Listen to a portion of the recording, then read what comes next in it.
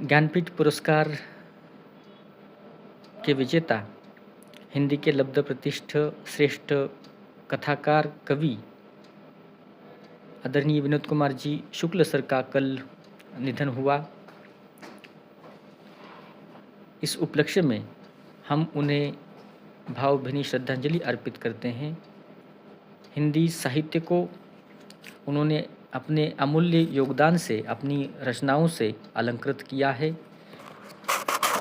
उनकी एक कविता जो मेरे घर कभी नहीं आएंगे, यहाँ प्रस्तुत करते हुए हम उन्हें भावभीनी श्रद्धांजलि अर्पित करते हैं। जो मेरे घर कभी नहीं आएंगे, मैंने उनसे मिलने उनके पास चला जाऊंगा।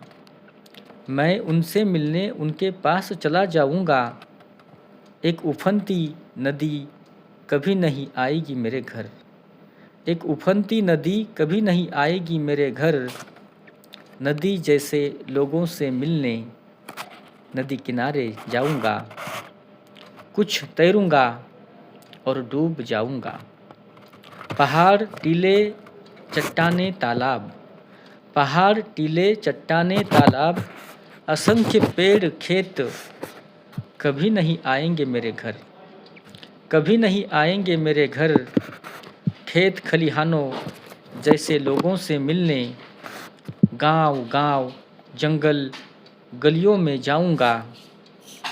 जो लगातार काम में लगे हैं, मैं फुर्सत से नहीं, उनसे एक ज़रूरी काम की तरह मिलता रहूँगा।